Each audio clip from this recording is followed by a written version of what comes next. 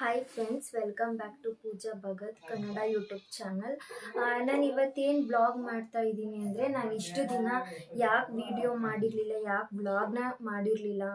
ಹತ್ತತ್ರ ನಾನು ಒಂದು ತಿಂಗಳಿಂದನೂ ಯಾವುದೇ ಬ್ಲಾಗ್ನ ನಾನು ಹಾಕಿರಲಿಲ್ಲ.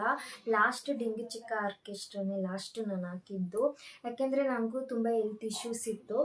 ನಾನು ಹಾಕೋ ವಿಡಿಯೋನ ಸುಮ್ಮನೆ ಎಲ್ಲ ನೋಡ್ತಾರೆ, ವ್ಯೂಸ್ ಆಗ್ತಿದೆ ಅಂತ ನಾನು ಅಂದ್ಕೊಂಡಿದ್ದೆ. ಬಟ್ ಎಲ್ಲರೂ ತುಂಬ ಅದನ್ನು ನೋಡ್ತಾ ಇದ್ದಾರೆ. ನನಗೂ ವಾಟ್ಸಪ್ಪಲ್ಲಿ, ಯೂಟ್ಯೂಬಲ್ಲಿ, ಇನ್ಸ್ಟಾಗ್ರಾಮಲ್ಲೆಲ್ಲ ಯಾಕೆ ಯೂಟ್ಯೂಬ್ ಮಾಡ್ತಿಲ್ಲ, ಮಾಡಿ ಅಂತೆಲ್ಲ ನನ್ನ ಫ್ರೆಂಡ್ಸು, ಫ್ಯಾಮಿಲೀಸ್ ಎಲ್ಲ ಕೇಳ್ತಾ ಇದ್ರು. ಸೊ ಇವಾಗ ನಾನು ಯಾಕೆ ಮಾಡಿಲ್ಲ ಇಷ್ಟು ದಿನ ಅಂತ ನಾನು ರೀಸನ್ ಹೇಳ್ತೀನಿ. ಯಾಕೆಂದರೆ ಲಾಸ್ಟ್ ಮಂತ್ ಫುಲ್ಲು ನನಗೆ ಈ ಕಡೆ ಖುಷಿ ಆಗೋ ಅಂಥದ್ದು ಆಯಿತು, ಮತ್ತು ಬೇಜಾರಾಗೋ ಅಂಥದ್ದು ಎಲ್ಲ ಆಯಿತು. ಇವಾಗ ನಾನು ಫಸ್ಟು ನನಗೇನು ಖುಷಿ ಆಯಿತು ಅನ್ನೋದನ್ನು ಹೇಳ್ತೀನಿ. ಏನಂತ ಹೇಳಿದ್ರೆ, ಇದು ನೋಡಿದರೆ ನಿಮಗೆ ಗೊತ್ತಾಗುತ್ತೆ. ಆ್ಯಕ್ಚುಲಿ ನಾನು ಅತ್ತಿಗೆ ಮನೇಲಿದ್ದೆ. ಸೊ ಅತ್ತಿಗೆ ಮನೇಲಿದ್ದು ನನಗೆ ತುಂಬ ತಲೆ ಸುಸ್ತಾಗ್ತಾ ಇತ್ತು. ಹಾಗಾಗಿ ನಮ್ಮ ಅತ್ತಿಗೆ ಜೊತೆ ಎಲ್ಲನೂ ಹೇಳ್ಕೊಂಡ್ಮೇಲೆ ಪ್ರೆಗ್ನೆಂಟ್ ನ್ಯೂಸ್ ತಂದು ಚೆಕ್ ಮಾಡು ಅಂತ ಹೇಳಿದ್ರು. ನನಗೆ ಇದೇ ಫಸ್ಟ್ ಟೈಮ್ ಚೆಕ್ ಮಾಡೋದ್ರಿಂದ ಭಯ ಆಗ್ತಾಯಿತ್ತು. ಬೇಡ ಇವಾಗಲೇ ಮಾಡೋದು ಅಂತ ಎಲ್ಲ ಇದ್ದೆ. ಆಮೇಲೆ ಸರಿ ಚೆಕ್ ಮಾಡೋಣ ಅಂತೇಳಿ ಚೆಕ್ ಮಾಡಿದೆ. ಸೊ ಚೆಕ್ ಮಾಡಿದಾಗ ನನಗೆ ಈ ಥರ ಪಾಸಿಟಿವ್ ಬಂದಿತ್ತು. ಸೊ ಇದು ಬಂದಮೇಲೆ ತುಂಬ ಖುಷಿಯಾಗಿ ನಾನು ಫಸ್ಟ್ ನಮ್ಮ ಅತ್ತಿಗೆಗೇ ತೋರಿಸಿದ್ದು ಮತ್ತು ಹೇಳಿದ್ದೆಲ್ಲ. ಆಮೇಲೆ ನನ್ನ ಹಸ್ಬೆಂಡ್ಗೆ ಹೇಳಾದ್ಮೇಲೆ ನಮ್ಮ ಅಮ್ಮನಿಗೆ ಹೇಳಿದೆ, ಆಮೇಲೆ ನಮ್ಮ ಅತ್ತೆಗೆ ಹೇಳಿದೆ. ಎಲ್ಲರೂ ಖುಷಿಪಟ್ಟರು ಗೊತ್ತಾಗಿದ್ದ ತಕ್ಷಣ. ಆಮೇಲೆ ಮತ್ತು ಮನೇಲೂ ಹಬ್ಬ ಇತ್ತು, ಹಸ್ಬೆಂಡ್ ಮನೇಲಿ ಎಲ್ಲ ರಿಲೇಟಿವ್ಸ್ ಎಲ್ಲ ಬಂದಿದ್ದರು. ಬಟ್ ನಾವು ಇದನ್ನು ಯಾರಿಗೂ ಹೇಳ್ಕೊಂಡಿರಲಿಲ್ಲ. ಇನ್ನು ಸ್ವಲ್ಪ ದಿನ ಆಗಲಿ, ಇವಾಗಲೇ ಯಾಕೆ ಹೇಳೋದು ಅಂತ. ಆವಾಗ ಹೇಳೋ ಟೈಮ್ ನನಗೆ ಗೊತ್ತಾಗಿದ್ದ ಟೈಮಲ್ಲಿ ನಂಗೆ ಆಲ್ರೆಡಿ 1.5 ಮಂತ್ ಆಗಿತ್ತು ಅಷ್ಟೇ. ಸೊ ಹಾಗಾಗಿ 3 ತಿಂಗಳು 4 ತಿಂಗಳಾದ್ಮೇಲೆ ಹೇಳೋಣ ಅಂತ ಹೇಳ್ಬಿಟ್ಟು ಅವಾಯ್ಡ್ ಮಾಡಿದ್ವಿ. ಮತ್ತು ನನಗೆ ಆ ಟೈಮಲ್ಲಿ ತುಂಬ ತಲೆ ಸುತ್ತು, ವಾಮಿಟಿಂಗ್ ಆಗ್ತಾ ಇತ್ತು ಜಾಸ್ತಿ. ಅದಕ್ಕೆ ನಾನು ಏನು ವಿಡಿಯೋ ಮಾಡೋದಕ್ಕೆ ಆಗ್ತಾಯಿರಲಿಲ್ಲ. ನನಗೆ ಶಕ್ತಿನೇ ಇಲ್ಲದೆ ಇರೋ ಥರ ಆಗ್ಬಿಟ್ಟಿತ್ತು.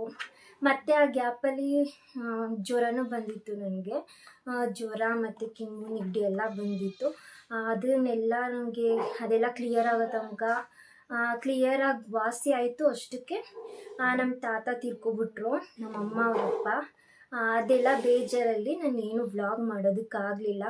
ಸೊ ಇವಾಗ ನಾನು ಎಲ್ಲರೂ ಕೇಳ್ತಾ ಇರೋದ್ರಿಂದ ಮತ್ತೆ ವಿಡಿಯೋನ ಸ್ಟಾರ್ಟ್ ಮಾಡಿದ್ದೀನಿ. ಅಂದರೆ ಯೂಟ್ಯೂಬ್ ಚಾನಲಲ್ಲಿ ವಿಡಿಯೋ ಹಾಕೋದಕ್ಕೆ ಸ್ಟಾರ್ಟ್ ಮಾಡಿದ್ದೀನಿ.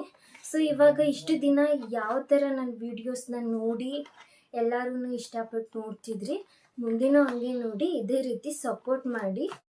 ನನಗೆ ಈ ವಿಷಯ ಗೊತ್ತಾದ್ಮೇಲೆ ಖುಷಿ ಪಡಲ ಏನು ಗೊತ್ತೇ ಆಗ್ತಿರ್ಲಿಲ್ಲ. ಯಾಕಂದರೆ ನನಗೆ ಅಂದ್ಕೊಂಡಿರಲಿಲ್ಲ ಹಿಂಗಾಗುತ್ತೆ ಅಂತ ಹೇಳ್ಬಿಟ್ಟು. ಸೊ ಇದಾದಮೇಲೆ ನೆಕ್ಸ್ಟ್ ಏನು ಮಾಡಬೇಕು, ಯಾವ ಡಾಕ್ಟರ್ನ ನೋಡಬೇಕು ಅಂತ ಎಲ್ಲ ಕನ್ಫ್ಯೂಸ್ ಆಗಿಬಿಟ್ಟಿದೆ. ಸೊ 2 ಮಂತ್ಸ್ ಆಗೋ ತನಕ ಹೋಗೋದು ಬೇಡ ಅಂತ ಹೇಳಿ ಡಿಸೈಡ್ ಮಾಡಿ 2 ಮಂತ್ಸ್ ತನಕ ನಾನು ಹೋಗಿರಲಿಲ್ಲ. ಅಷ್ಟರೊಳಗೆ ನನ್ನ ಬರ್ತಡೇನೂ ಇತ್ತು, ಅದನ್ನು ನಾನೇನು ಸೆಲೆಬ್ರೇಟ್ ಮಾಡಲಿಲ್ಲ. ಯಾಕೆಂದರೆ ತುಂಬ ಸುಸ್ತು, ತಲೆ ಸುತ್ತು, ವಾಮಿಟಿಂಗ್ ಜಾಸ್ತಿ ಆಗಿದ್ದರಿಂದ ನಾನು ಅದನ್ನೆಲ್ಲ ಬೇಡ ಅಂತ ಹೇಳ್ಬಿಟ್ಟು ಅವಾಯ್ಡ್ ಮಾಡಿಬಿಟ್ಟೆ.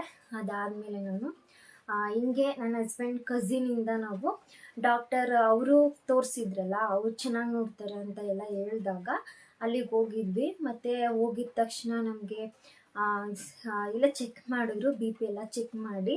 ಅದಾದಮೇಲೆ ಡಾಕ್ಟರು ಚೆಕ್ ಮಾಡಿದ್ದೀರಾ ಏನು ಪ್ರೆಗ್ನೆನ್ಸಿಯಲ್ಲಿ ಅಂತ ಕೇಳಿದ್ರು. ಚೆಕ್ ಮಾಡಿದ್ದೀನಿ ಅಂತ ಹೇಳಿದೆ. ಅದಾದಮೇಲೆ ಅವರು ಸ್ಕ್ಯಾನಿಂಗು, ಬ್ಲಡ್ ಟೆಸ್ಟು ಮತ್ತು ಯೂರಿನ್ ಟೆಸ್ಟ್ ಇದಿಷ್ಟನ್ನು ಹೇಳಿದರು. ಸೊ ಅದಷ್ಟನ್ನು ನಾನು ಮಾಡಿಸಿದ್ದೀನಿ. ಇವಾಗ ನಾನು ನಿಮಗೆ ನನ್ನದು ಸ್ಕ್ಯಾನಿಂಗ್ ರಿಪೋರ್ಟ್ನ ತೋರಿಸ್ತೀನಿ. ಇದು ನಂದು ಫಸ್ಟ್ ಸ್ಕ್ಯಾನಿಂಗ್ ರಿಪೋರ್ಟು. ನಾನು ಮಾಡಿಸಿದ್ದು ಲಾಸ್ಟು 11th ಸೆಪ್ಟೆಂಬರಲ್ಲಿ ನಾನು ಮಾಡಿಸಿದ್ದು. ಸೊ ನಾನು ಮಾಡಿಸಿದಾಗ ನನಗೆ 8 ವೀಕ್ಸ್ ಆಗಿತ್ತು. ಇದು ಡೆಲಿವರಿ ಡೇಟ್ ಅಂತ ಹೇಳಿದ್ರು. 23 ಏಪ್ರಿಲ್ ಕೊಟ್ಟಿದ್ದಾರೆ ಡೆಲಿವರಿ ಡೇಟು. ಪಾಪುದು ಹಾರ್ಟ್ ಬೀಟ್ ಬಂದು 156 ಇದೆ. ಸೊ ಎಲ್ಲ ನಾರ್ಮಲ್ ಇದೆ ಅಂತ ಹೇಳಿದ್ರು. ಇದು ಸ್ಕ್ಯಾನಿಂಗ್ ರಿಪೋರ್ಟು. ಇದು ಇಲ್ಲಿದೆ ಪಾಪು ಅಂತ ಹೇಳ್ಬಿಟ್ಟು ಡಾಕ್ಟರ್ ಹೇಳಿದ್ದು. ಇದು ಪಾಪು ಅಂತ ಹೇಳಿ ತೋರಿಸಿದ್ರು. ಇದು ನಂದು HIV ಎಲ್ಲ ಟೆಸ್ಟ್ ಮಾಡ್ತಾರಲ್ಲ, ಶುಗರ್ ಏನಾದ್ರು ಇದೆ ಅಂತ, ಅದೆಲ್ಲ ನೆಗೆಟಿವ್ ಇದೆ. ಇದು ಯೂರಿನ್ ಟೆಸ್ಟ್. ಇದಾದಮೇಲೆ ಇದು ಬ್ಲಡ್ ಟೆಸ್ಟು. ನನಗೆ ಹಿಮೋಗ್ಲೋಬಿನ್ ಬಂದು 12 ಪಾಯಿಂಟ್ ಇದೆ. ಆ್ಯಕ್ಚುಲಿ ಮೇಲ್ಗೆ 14ಇಂದ 18 ಇರಬೇಕು, ಮತ್ತು ಫೀಮೇಲ್ಗೆ 12ಇಂದ 14 ಇರಬೇಕು. ಸೊ ನನಗೆ ಕರೆಕ್ಟಾಗಿ 12 ಇತ್ತು. ರಿಪೋರ್ಟ್ ಎಲ್ಲ ನಾರ್ಮಲ್ ಇದೆ ಅಂತ ಹೇಳ್ಬಿಟ್ಟು, ಹಾರ್ಟ್ ಬೀಟ್ ಎಲ್ಲ ಚೆನ್ನಾಗಿ ಬಂದಿದೆ ಅಂತ ಹೇಳಿದ್ರು. ಸೊ ಇದಿಷ್ಟು ನಂದು ಯೂರಿನ್ ಮತ್ತು ಬ್ಲಡ್ ಟೆಸ್ಟ್ ಆಗಿತ್ತು. ಇದು ಹಾಸ್ಪಿಟಲ್ಗೆ ಹೋಗಿದ್ದಾಗ ಮಾಡಿದ ವಿಡಿಯೋ. ಹಾಸ್ಪಿಟಲ್ ಅಂದ್ರೇ ಭಯ ನನಗೆ ಜಾಸ್ತಿ. ಇಂಜೆಕ್ಷನ್, ಬ್ಲಡ್ ಟೆಸ್ಟ್ ಅದೆಲ್ಲ ನೋಡಿದ್ರೇ ಭಯ ಆಗುತ್ತೆ. ನಾನು ಹೋದಾಗ ಈ ಥರ BP ಚೆಕ್ ಮಾಡಿದ್ರು, ಮತ್ತು ಟೆಂಪ್ರೇಚರು, ವೆಯ್ಟು ಎಷ್ಟಿದೆ ಅಂತೆಲ್ಲ ಚೆಕ್ ಮಾಡಿದ್ರು, ಮತ್ತು ಏನೆಲ್ಲ ಸಿಂಟಮ್ಸ್ ಬರ್ತಿದೆ ಎಲ್ಲನೂ ಕೇಳಿಕೊಂಡು ಅವ್ರು ಮಾಮೂಲಿ ಡಾಕ್ಟರಿಗೆ ಕೊಡೋದಕ್ಕೆ ರೆಕಾರ್ಡ್ ಮಾಡಿಕೊಂಡ್ರು ಎಲ್ಲನೂ. ಇದು ನಂದು ತಾಯಿ ಕಾರ್ಡು.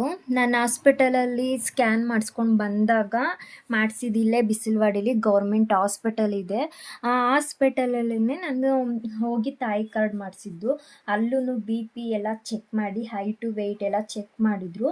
ಮಾಡಿಬಿಟ್ಟು ಎಲ್ಲ ಚೆನ್ನಾಗಿದೆ, ರಿಪೋರ್ಟ್ ಎಲ್ಲ ಸರಿಗಿದೆ ಅಂತ ಹೇಳ್ಬಿಟ್ಟು ಮಾಡಿಕೊಟ್ಟಿದ್ದಾರೆ. ಇದನ್ನು ಆಶಾ ಕಾರ್ಯಕರ್ತರು ಹೋಗಿ ಮಾಡಿಸ್ಕೊಡ್ತಾರೆ.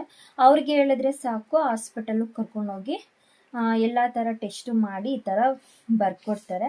ನಾವು ಮಂತ್ಲಿ ಏನು ಹಾಸ್ಪಿಟಲ್ಗೆ ಹೋಗ್ತೀವಿ ಅದನ್ನು ಇಲ್ಲೆಲ್ಲ ಫಿಲ್ ಮಾಡ್ಕೊತ ಬರ್ತಾರೆ. ನಾವು ಯಾವ ಡೇಟ್ಗೆ ಹಾಸ್ಪಿಟಲ್ಗೆ ಹೋಗಿದ್ವಿ, ಮತ್ತು ನಮ್ಮದು ವೆಯ್ಟ್ ಎಷ್ಟು, ಮತ್ತು ಸ್ಕ್ಯಾನಿಂಗಲ್ಲಿ ಏನು ಬಂದಿದೆ ಅದನ್ನೆಲ್ಲ ಮಾಡಿಕೊಡ್ತಾರೆ. ಇದು APL BPL ಕಾರ್ಡ್ ಅಂತಿಲ್ಲ, ಯಾವುದೇ ಕಾರ್ಡ್ ಇದ್ರೂ ಇದನ್ನು ಮಾಡಿಸ್ಕೋಬೇಕು. ಇದನ್ನು ಹಾಸ್ಪಿಟಲಲ್ಲಿ ಸ್ಕ್ಯಾನಿಂಗಲ್ಲೆಲ್ಲ ಇದನ್ನು ಕೇಳ್ತಾರೆ. ಇವಾಗ ನಾನು TT ಇಂಜೆಕ್ಷನ್ ಮಾಡಿಸ್ಬೇಕು ಈ ಮಂತ್ ಮತ್ತು ನೆಕ್ಸ್ಟ್ ಮಂತು. ಇನ್ನೂ ಮಾಡಿಸಿಲ್ಲ, ಮಾಡ್ಸೋಕೆ ಹೋದಾಗ ಇದೆಲ್ಲ ಫಿಲ್ ಮಾಡ್ತಾರೆ. ನೋಡಿದ್ರಲ್ಲ, ನಾನು ಈ ರೀಸನ್ಗೋಸ್ಕರ ಯೂಟ್ಯೂಬಲ್ಲಿ ಯಾವುದೇ ವ್ಲಾಗ್ ಮಾಡ್ತಾ ಇರಲಿಲ್ಲ, ಏನು ವೀಡಿಯೋನೂ ಆಗ್ತಾ ಇರಲಿಲ್ಲ. ನಾನು ಇವಾಗಿಂದ ಮತ್ತೆ ವೀಡಿಯೋನ ಸ್ಟಾರ್ಟ್ ಮಾಡ್ತೀನಿ. ಮೊದಲೆಲ್ಲ ಹೇಗೆ ನೋಡಿ ಸಪೋರ್ಟ್ ಮಾಡ್ತಾಯಿದ್ರಿ ಹಾಗೆ ನೋಡಿ. ಮತ್ತು ಇಷ್ಟ ಆದರೆ ವಿಡಿಯೋ ಲೈಕ್ ಮಾಡಿ, ಶೇರ್ ಮಾಡಿ, ಕಮೆಂಟ್ ಮಾಡಿ. ಹಾಗೆ ಇನ್ನೂ ಯಾರೆಲ್ಲ ನನ್ನ ಚಾನಲ್ನ ಸಬ್ಸ್ಕ್ರೈಬ್ ಮಾಡಿಲ್ಲ ಅವರೆಲ್ಲ ಸಬ್ಸ್ಕ್ರೈಬ್ ಮಾಡಿ. ಮತ್ತು ನಾನು ಮಂತ್ಲಿ ಏನು ಸ್ಕ್ಯಾನ್ಗೆ ಹೋಗ್ತೀನಿ, ಏನು ಮಾಡ್ತೀನಿ, ಮತ್ತು ಏನೆಲ್ಲ ಊಟ ತಿಂಡಿ ಮಾಡ್ತಾಯಿದ್ದೀನಿ ಇವಾಗ ಅನ್ನೋದನ್ನು ವೀಡಿಯೋ ಮಾಡ್ತೀನಿ. ಸೊ ನೆಕ್ಸ್ಟ್ ಬ್ಲಾಗಲ್ಲಿ ಸಿಗ್ತೀನಿ. Thank you.